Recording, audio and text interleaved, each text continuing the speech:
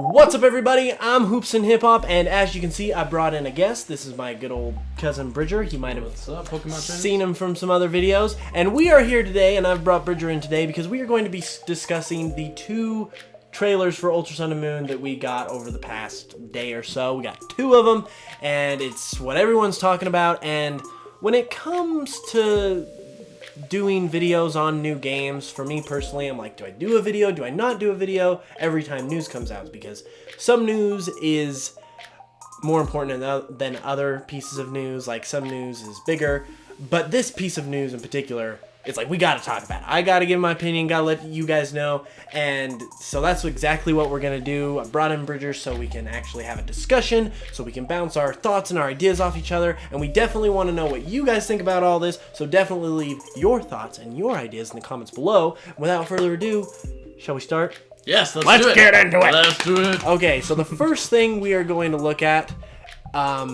is Ultragalopolis, which is very hard to say. It's a mouthful, but I like it. It's very interesting. So basically what this is, according to the trailer, is this is a city, or a quote-unquote world, where Necrozma has stolen the light. Like, the light no longer exists in this world or this city, and it's where the Ultra Recon Squad is from, which we will get into them later.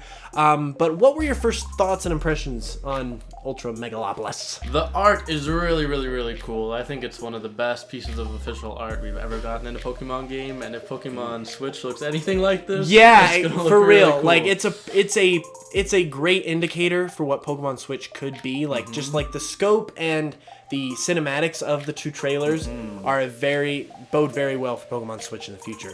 But as it pertains to Ultra Sun and Moon, the thing that really caught my attention about Ultragalopolis is the fact that it is a civilization, a actual settlement that's within Ultra Space. So it's an actual world where there are people living instead of just like this corridor of darkness that we saw in Sun and Moon, where there was really no life aside from like the UBs. Yeah, now we've got all sorts of, the possibilities are endless, really, I guess, for what else is out there. Yeah, for sure. And like, I think the thing that really intrigues me, and I'll get into more of this when we talk about the Ultra Recon Squad, but I think that it's really cool that not only are we seeing civilizations, but we're also seeing people. Right. Like, it's not just like Pokemon, it's actual legitimate humans that are living in another world within the same universe of Ultra Sun and Moon. Right, with the city like a man. Yeah, I think that is super interesting, and we're gonna get into that. But the next place I want to go to is Necrozma. Now, Necrozma, I have heard it said around the community that it seems like Necrozma is actually the villain in this game. I mean, the Ultra Recon Squad, they do have the aura of an evil team, obviously, but their goal has also already been stated, that they're trying to get the light back for their world, which, can you really freaking blame them, you know? Like, I would be doing the same thing. So, and the other thing that's been said is that now that Necrozma is in Alola, maybe Necrozma is trying to steal Alola's light. Ooh. Like, he's had his fill with Ultragalopolis, and now he's going to be trying to steal Alola's light as well. He succeeds, and your 3DS screen is just black. It's just blank screen. Yes, that's the end of the game. Game over. Game over. And then a message pops up that says, "Buy a Switch." You want to find out the sequel? Buy a Switch.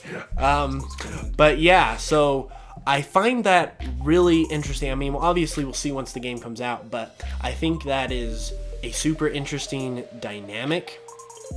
And I'm really excited to see how it shakes out. In the Japanese trailer, we did see something very foreboding with Necrozma, and that was that we saw him absorb Solgaleo, we saw him absorb Lunala, but then at the very end of the trailer, he's basically absorbing this big ball of light that doesn't really have any form to it. Yeah.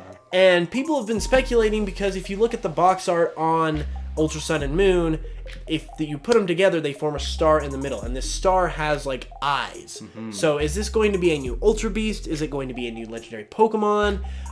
Is it like just kind of symbolic of Alola, since maybe Necrozma was trying to steal Alola's light? Who knows? But it's a very interesting kind of side plot to the game. It's a good little detail they snuck in. Yeah. I kind of wonder if maybe it's Necrozma has some like good form, like maybe he has like a purified light form, maybe. That is possible too, because if you look at Solgaleo and Lunala, they obviously have Necrozma's armor. And I think it was said somewhere, like, don't quote me on it, but I think it was either said or speculated that like that was actually Necrozma's armor, and it wasn't just a result of them fusing. So basically, it was kind of thought that Necrozma might have this new form without its quote-unquote armor, like its prism armor, because a prism is a device, I guess, that like splits light into its different wavelengths. And so Necrozma being the prism Pokemon, like the prism is its armor, and then its true form is the light that's inside it, that's going through it. That's cool. It all comes together. Okay. So with that being said, the next thing I want to talk about is the Ultra Recon Squad. Now, Bridger, give me your first impressions when we first officially saw the Ultra Recon Squad. The first thing that stuck out is their really gray kind of alien skin. They've been in the dark too long. You know, that's honestly, that is something that I didn't even really consider, but it makes a lot of sense. It really factors into the fact that they're living without light. They're living without light, which is looking a little ghostly, really guys. Interesting. And yeah, as I was saying, I find it super interesting that these people are from legitimately a different world. And it's not like they're from like a parallel universe or something, like going into the whole multiverse thing. Like they are from a different world in this same universe, which confirms that not only are there Pokemon living in other dimensions and space and stuff, but there are people, there are actual beings like us that are living in different worlds, which I think is amazing, and it opens up so many possibilities for Pokemon, because basically you can do anything with that. Like, you're literally opening the door to the universe, and you can have any sort of like characters come in. Like, I mean, I said in my dream Pokemon game that it would be awesome if we like got to go to every like Pokemon generation and help out. Like, maybe somewhere down the line they can use this little piece of lore that they've put into the games to make it so like maybe other characters from other universes can come in to the game at some point. I mean, I'm not saying that for Ultra Sun and Moon, but down the line, maybe, who knows? Yes. I think they're going to be fun to battle. It'll be fun to battle a team that uses Ultra Beasts.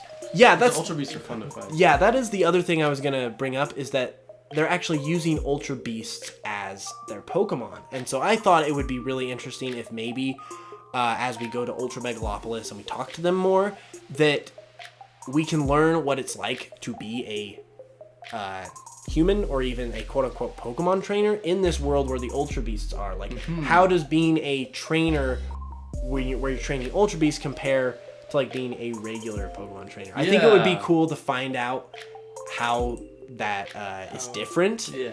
I'm just really excited about this concept because I just think it brings up so many new possibilities.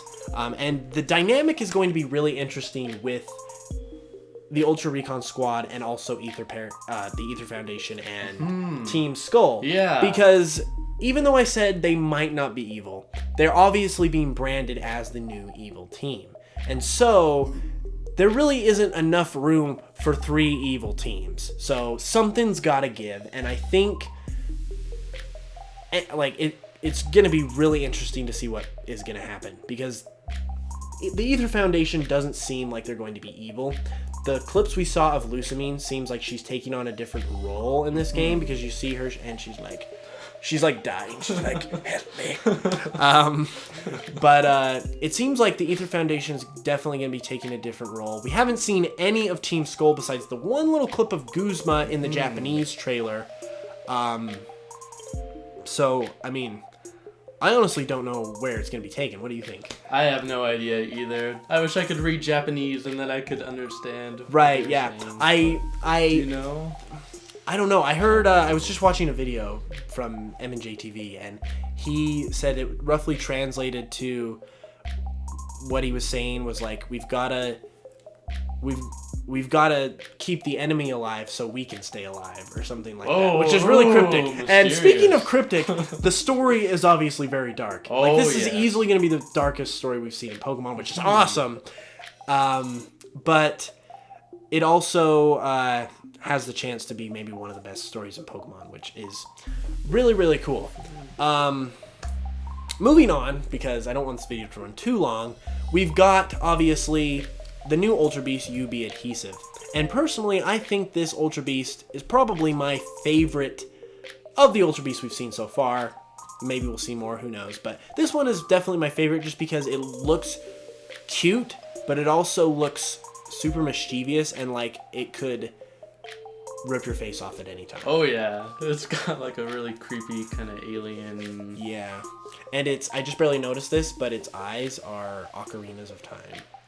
Oh, they totally are though. Yeah. Anyways, the other thing I noticed that doesn't really mean anything, but it was worth noting, is that I think this Ultra Beast is the only one with only one type. Because it's just pure poison. I think you might be right on that. Yeah. Which doesn't really mean anything, but I thought it was interesting. That's interesting. I really hope now that we obviously need to mention the Ultra Beast worlds as well. The other thing I thought about that is, once again, it's not a dark corridor of nothingness. Like, there's actual worlds that actually have life. Like, they're so cool. The possibilities are endless. You could do anything with that. Like, I really hope they do look very secular and very, like, they're kind of on rails and, like, you're just have one path to go through. But I really hope they make these worlds kind of just like a regular world, like the Pokemon world is, where you can run into the tall grass and find a few different types of Ultra Beasts. I don't know how many Ultra Beasts there are right now, but if we got 3 new ones right now, if we could get maybe 2 more to bring that number to an even 5 new, and then just have basically just have them running around, like you can find them in tall grass, basically make those worlds kind of just like the Pokemon world we know, but with these like new Ultra Beasts. I think that would be such a cool concept, because then the concept of multiple worlds really is a huge factor that they could do so much with going forward. For sure. Overall, we are super hyped. Let us know if you guys have any thoughts or ideas or theories or anything like that in the comments below. We would really like to hear from you. Also, if you enjoyed the video but you're not a subscriber, if you're new to the channel, definitely hit subscribe, because I upload great Pokemon videos at least a couple times a week, sometimes more. I'm also doing remixes, and I'm getting back to doing that regularly, so you can expect that pretty regularly. And I'll talk about it more later, but I've also got an album that's coming out, a new one with my new Pokemon remixes that go to iTunes and stuff. We'll talk about more of that when it gets closer to the release. But thank you again so much for watching, and Bridger, thank you for joining me today. Thanks for having me. That's all we have for now. Stay tuned tomorrow for another video that will be coming in the morning, and until then, I'll smell you guys later.